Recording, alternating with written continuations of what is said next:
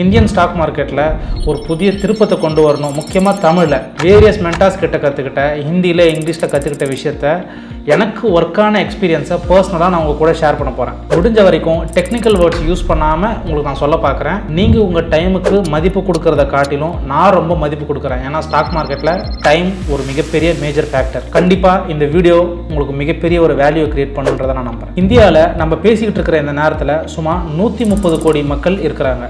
அதில் வெறும் 2% மக்கள் மட்டும்தான் ஸ்டாக் மார்க்கெட்டில் பார்ட்டிசிபேட் பண்ணுறாங்க.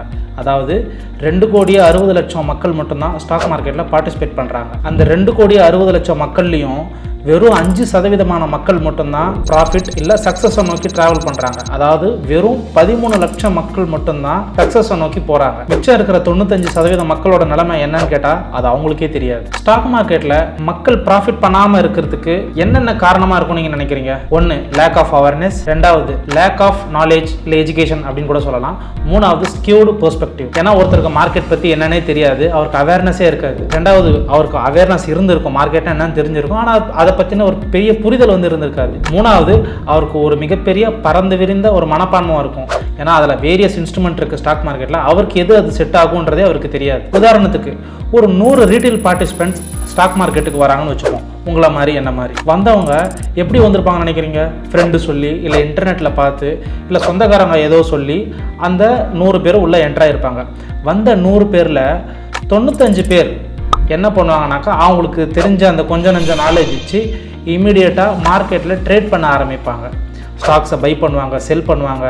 ட்ரேடிங் ஆக்டிவிட்டீஸில் ரொம்ப அவங்க இன்ட்ரெஸ்ட் காட்டுவாங்க. ஃபியூச்சர் அண்ட் ஆப்ஷன்ஸ்லாம் என்னன்னே தெரியலனா கூட அதை டெஸ்ட் பண்ணி பார்க்கணும் அப்படின்ற ஒரு ஆர்வம் அவங்களுக்கு இருக்கும். இப்படி பண்ணுறதோட விளைவு ரொம்ப சீக்கிரமாகவே அவங்க மார்க்கெட்டை விட்டு வெளியில் போயிடுவாங்க. ஏன்னா அவங்களுக்கு தெரியாது அவங்க பண்ணுறது என்னன்றதே அவங்களுக்கு புரியாமல் அவங்க ரொம்ப சீக்கிரமாகவே அவங்க மார்க்கெட் விட்டு வெளியில் போயிடுவாங்க. ஆனால் இன்னொரு பக்கம் அந்த 5 பேர் இருக்கிறாங்க இல்லையா, அவங்க என்ன பண்ணுவாங்கன்னா ஒரு வித்தியாசமான முயற்சி எடுப்பாங்க. மார்க்கெட்னா என்னன்றதை ஒரு புரிதலுக்குள்ளே வருவாங்க. ஃபஸ்ட்டு அவங்களுக்கு ஒரு அவேர்னஸ் கிரியேட் பண்ணிப்பாங்க அவங்களுக்கு தன்னைத்தானே. அதுக்கு அடுத்தது மார்க்கெட்டை ஸ்ட்ரக்சர் படுத்துவாங்க. எவ்வளோ வேரியஸ் இன்ஸ்ட்ருமெண்ட்ஸ் இருந்தாலும் அவங்களுக்கு எது செட் ஆகும் அப்படின்றத ஒரு புரிதல், ஒரு கண்ணோட்டத்தோடு அதை அணுகுவாங்க. ரொம்ப பவர்ஃபுல்லான ஸ்ட்ராட்டஜிஸ் கற்றுப்பாங்க. முக்கியமாக சைக்கலாஜிக்கல் மைண்ட் செட் ரொம்ப அடிப்படையான பிரின்சிபல் ஸ்டாக் மார்க்கெட்டில் அதை அவங்க தெரிஞ்சுப்பாங்க. இது எல்லாத்தோட விளைவு அவங்க ட்ரேடு மட்டும் இல்லை, இன்வெஸ்ட்மெண்ட்டையும் ரொம்ப ஆக்டிவாகவும் எஃபெக்டிவாகவும் பண்ணுவாங்க. இதனால் அவங்க ரொம்ப ஈஸியாக வின்னர்ஸோட லிஸ்ட்டில் சேர்ந்துருவாங்க. கம்பேரிங் வித் அதர்ஸ் ப்ரொஃபஷன், ஒரு டாக்டரோ இன்ஜினியரோ அவங்களோட ஃபீல்டில் எக்ஸ்பர்டைஸ் ஆகிறதுக்கு எவ்வளோ வருஷம் எடுத்துப்பாங்க? அவங்க ஃபஸ்ட்டு ஸ்கூல் படிக்கணும், காலேஜ் படிக்கணும், அதுக்கப்புறமா அவங்க ஒரு கம்பெனியில் ப்ளேஸ் ஆகணும். ப்ளேஸ் ஆன உடனே அங்கே நிறைய ஸ்கில்ஸ் அவங்க டெவலப் பண்ணிக்கணும். அதுக்கப்புறமா தான் அவங்களோட ஏர்னிங் கெப்பாசிட்டி அதிகமாகும். ஸோ ஒரு மனுஷன் நம்ம இந்தியாவில் எவால்வ் ஆகிறதுக்கு குறைஞ்சபட்சம் 22லேருந்து 25 வருஷம் சாலிடாக ஆகிடுது. ஆனால் ஸ்டாக் மார்க்கெட்டில் மட்டும் இது ஒரு சில மாதத்துலேயே இல்லை ஒரு சில வருஷத்துலேயே இது நடக்கணும்னு ஆசைப்படுறாங்க. இது எப்படி ரியாலிட்டிக்கு செட் ஆகும்? யோசிச்சு பாருங்கள். டாக்டர் படித்து முடிச்சு வந்த உடனே இமீடியட்டாக ஒரு பேஷண்ட்டுக்கு ஆப்ரேஷன் பண்ணுறாரு. அந்த பேஷண்ட்டோட நிலைமை என்ன ஆகும்னு சொல்லிட்டு, இல்லை ஒரு சிவில் இன்ஜினியர் காலேஜ் முடிச்சுட்டு வெளியில் வராரு.